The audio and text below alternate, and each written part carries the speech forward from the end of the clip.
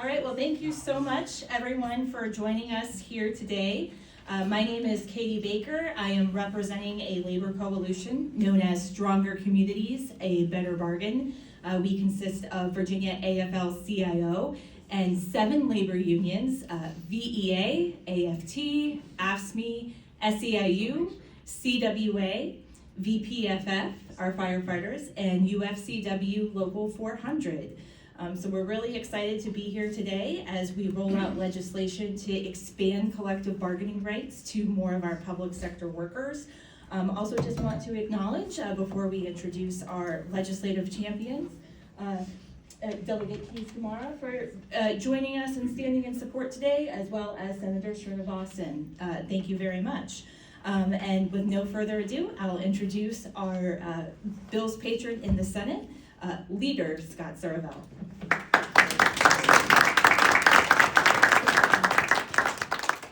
Thank you, Katie, and thank you everybody for being here and showing your interest in this important bill and this important issue. We all know that high quality jobs and high quality salaries lead to high quality employees and high quality services for our constituents. And the caucus chair and I are proud to be carrying this bill this session to finally get this bill on the governor's desk. Back in 2020, we passed legislation to authorize collective bargaining in localities that chose to participate in that. Since then, about 54,000 government employees are now under collective bargain contracts, and about 80,000, I think, are actively organized to try and win those rights. But there's a lot more. I've been trying to figure out exactly how many more there are. According to my Google Gemini AI app, there's 774,000 state and local employees in Virginia. And I think that doesn't include federal. It gets a lot higher when you include the federal employees. But so it looks to me like we still got another about 600,000 plus or minus folks that could benefit from collective bargaining under this legislation that we're passing. I'm trying to confirm that number. But any worker can tell you that what they need to do their job better, and collective bargaining gives them the vehicle to do that. If you look at Fairfax, where I represent, the firefighters were able to negotiate, I believe, the first collectively bargained contract in the state and the entire Commonwealth, and in Local 268.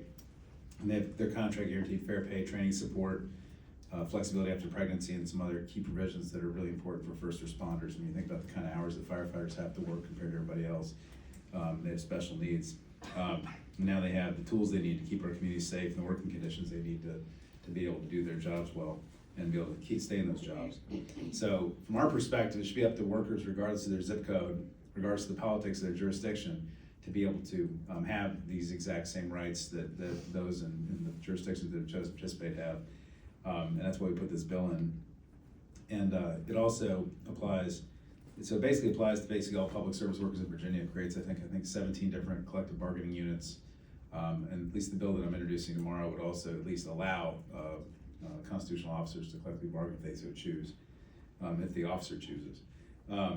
So it's a bill that has broad support. If you look at the polling, polls about 68% support. The public supports this. I think most people think that government workers are already collectively bargained, and I think a lot of people appreciate the sacrifice that people make when they choose to work for the government, as opposed to being in the private sector. So what we're talking about here is, the firefighters that save our homes, educators who teach our kids. We're talking about the police who keep us safe. We're talking about the people who helped us negotiate a pandemic just recently and didn't really have a choice about whether or not they went to work or not. And so I look forward to partnering with Chair Tran on this legislation. She and I have partnered together on many bills since she was elected. Was it 8 years ago now? 8 years ago now. We share some common constituents, and we share some common goals, and I'm pretty confident we can get this in the governor's desk this year, and hopefully we'll persuade him that this is good policy and that what our Commonwealth needs to remain competitive. And now I think I'm gonna turn it back over to Katie. And I have 2 bills up in rules, and I'm proxied out of 2 committees right now. So I need to get downstairs and make sure people aren't voting me wrong. So, thank you. Thank you so much, Leader. Thank you for being such a legislative champion of collective bargaining rights for our public service workers. And next, excited to have Virginia House Democratic Caucus Chair Kathy Tran, who has been a champion of this bill for several years. Delegate. Thank you so much.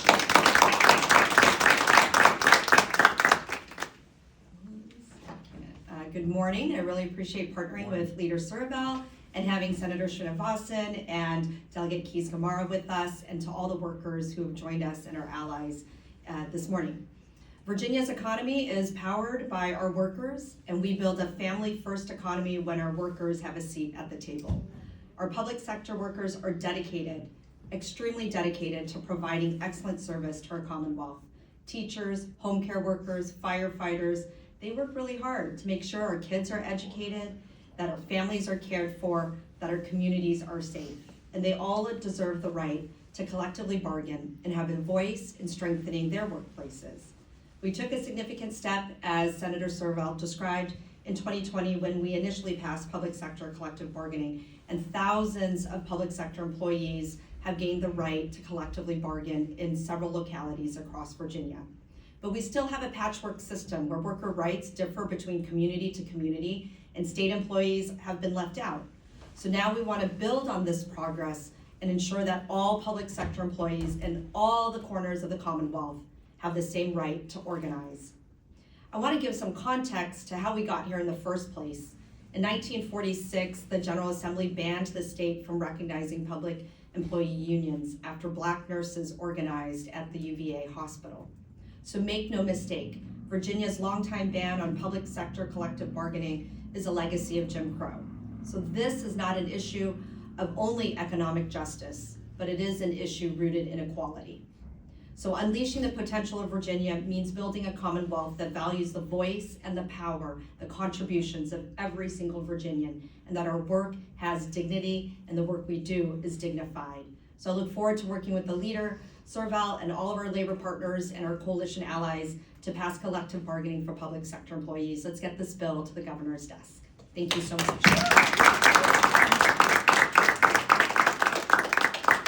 Thank you so much, Caucus Chair Tran. And next we will have Jeannie Robinson, an SEIU member, who's going to share her story of collective bargaining. Ms. Jeannie. Good morning. Hello, everyone. My name is Jeannie Robinson. I live in Henrico County and I'm a proud member of SEIU Virginia 512. I'm currently a home care worker and have previously worked in social services for the city of Richmond. I'm here today to speak in support of legislation introduced by Delegate Kathy Trent and Senator Scott Cerebral to finally make collective bargaining a right for all public workers in Virginia. Collective bargaining has meant the world to my family and for the people we serve. Back in the 1980s, I worked a public service job in Pennsylvania. Like most other states, Pennsylvania has collective bargaining. My contract made me feel like I had a voice on the job. It was good for the relationship between management and workers. We had training, we had good benefits, and I saw firsthand how it helped with retention. People wanted to stay in their jobs, which led to continuity in the services we provided to our communities. And let me tell you, quality jobs lead to quality services. But then I moved to Virginia. And when I came to work in Virginia, that was back before Richmond had collective bargaining. It was a different story. We did not feel supported in our jobs. I will never forget one day about 20 years ago, my coworker told me, this job is going to kill me. I went home early that day because it was my birthday. And later on, I got a knock on my door saying that she had died at her desk that very same day, not long after I left the office. People were literally working themselves to death because the work was not divided in a way that made any sense. With collective bargaining, workers have a voice to help management figure out how to staff offices more efficiently, and we can write that into our contracts. That way workers have fair hours and our communities have the best services. My daughter is now a self-sufficiency view worker for the city of Richmond and recently gained the right to collectively bargain. She already feels more supported in her workplace, including through access to training. That means she can more efficiently deliver services for the people she helps on a daily basis. But workers who are doing the same jobs as my daughter do not have the same collective bargaining rights across the state. Caseworkers, nurses, firefighters, and other healthcare workers deserve the right to come together to negotiate a fair contract no matter what zip code they live in. The bill would help ensure people weren't left behind. I currently take care of my grandson who was diagnosed with Down syndrome. I love my grandson, but sometimes it could be very exhausting. and I know just how hard home care workers work to ensure our most precious loved ones are cared for. For I am so glad that home care workers are included in the legislation, and that I'm proud that legislators recognize that their hard work and sacrifice. Before us, we have legislation that strengthens our communities. There's a reason that 68% of workers support collective bargaining for our public service workers. It is because we all win, and public employees can bargain for stronger workplaces. So let's get this bill across the finish line and show that Virginia can indeed be the best state in the country for workers and for the communities we serve. Thank you, and have a good day.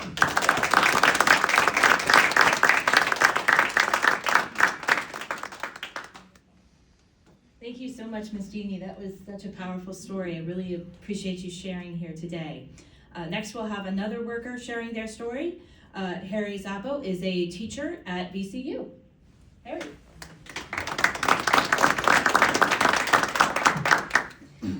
Hi, I'm Harry Zappo, president of Local 2265 of CWA, United Campus Workers of Virginia. I'm speaking today as a worker and a citizen on behalf of collective bargaining. I'm here today because higher education workers in Virginia are in trouble. We provide critical teaching, research, and services to the Commonwealth, and our treatment does not reflect our critical role.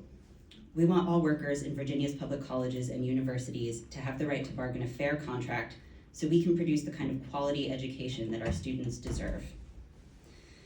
I want to talk to you about some of the things that we face and how the right to collectively bargain would change that for us. Graduate student workers at Virginia's universities perform critical tasks. They research, they teach classes.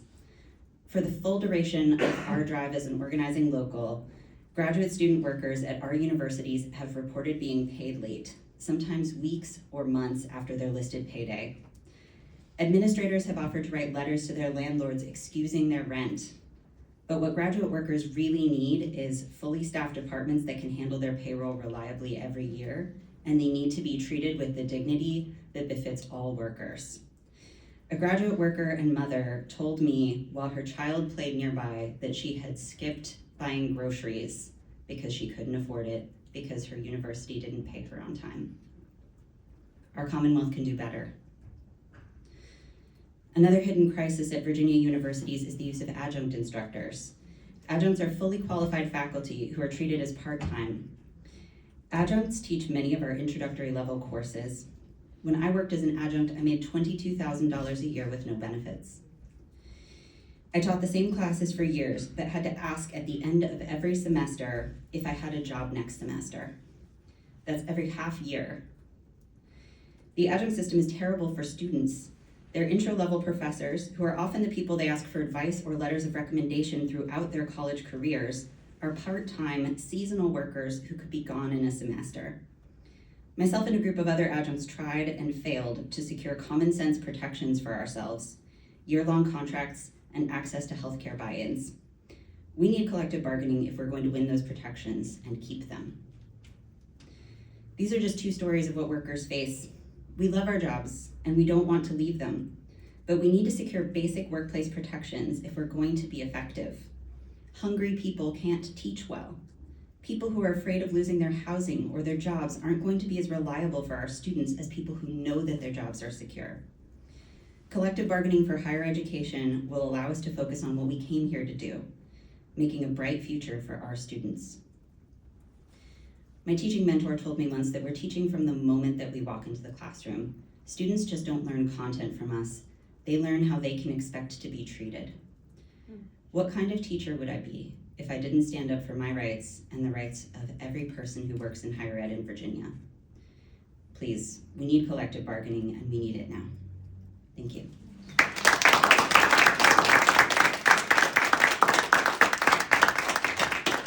Thank you so much for sharing that story, Harry, and of course higher ed workers are included in the legislation that will be up. And next, we'll have another worker share her victory story of getting collective bargaining rights in Richmond and what that has meant to her, Ms. Sharon Gilbert.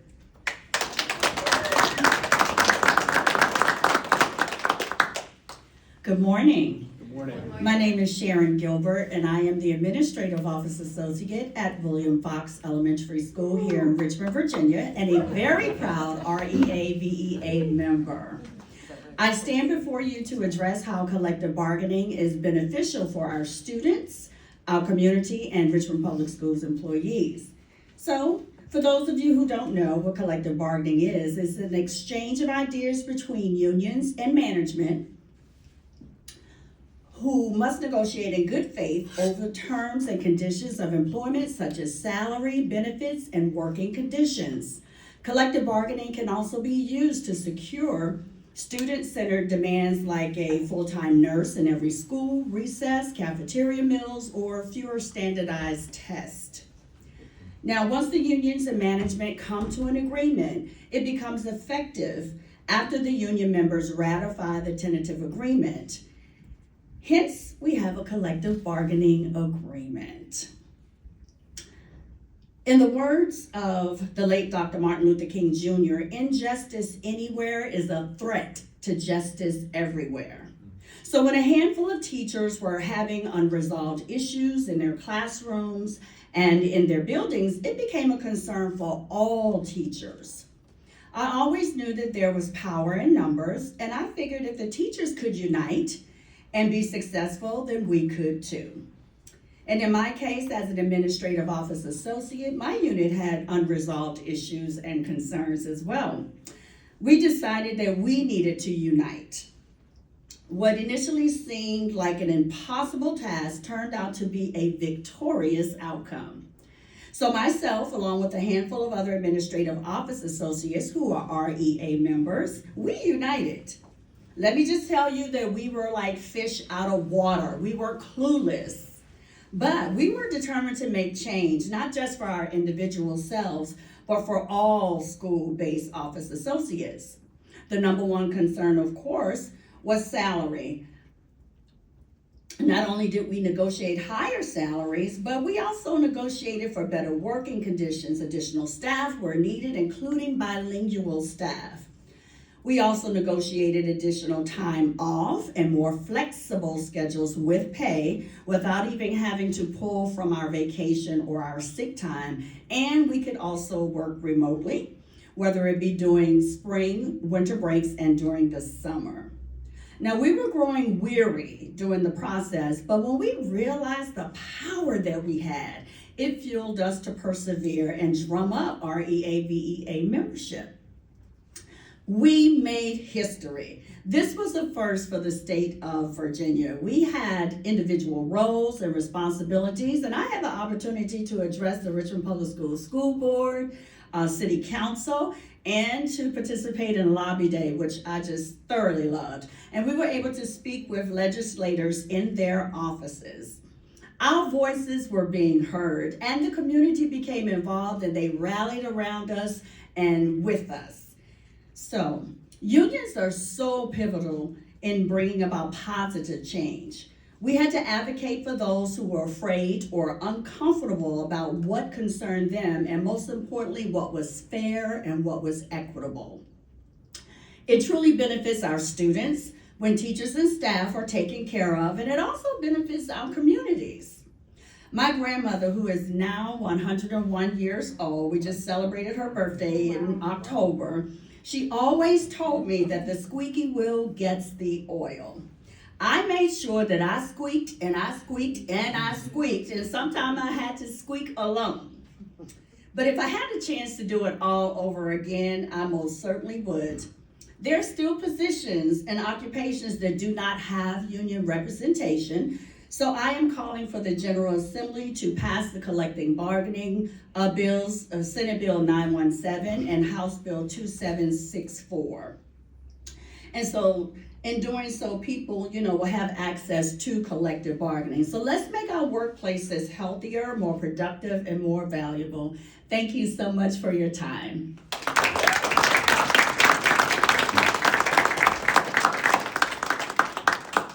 Thank you so much, Ms. Sharon, for that story. I think our workers spoke to it best of why we need collective bargaining rights to expand those in Virginia. I wanted to go ahead and open it up to any questions from press who are here.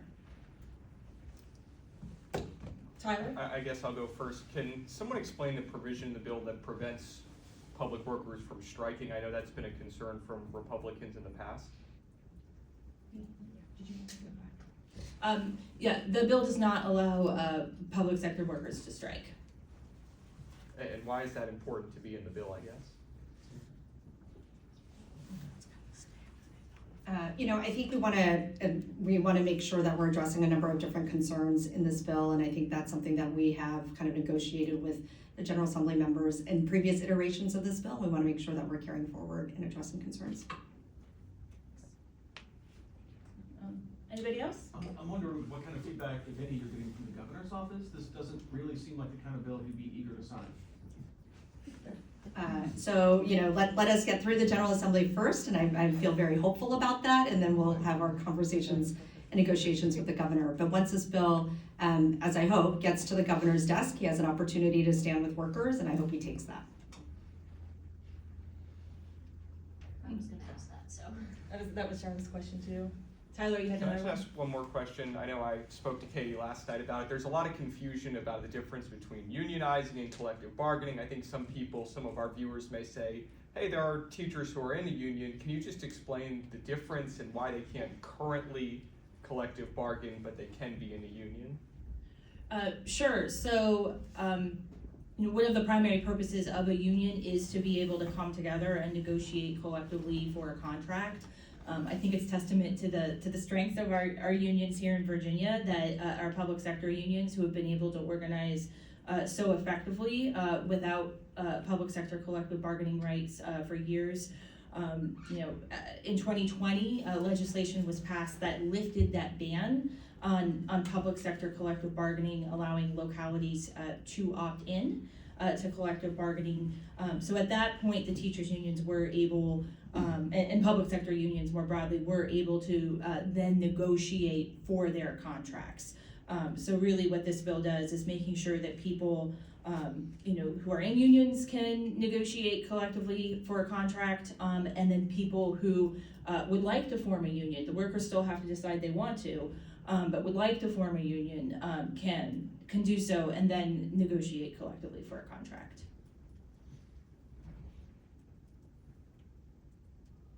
All right. Well, if anybody wants to do any one-on-ones, maybe some of our speakers may be available. Otherwise, I thank you all for coming.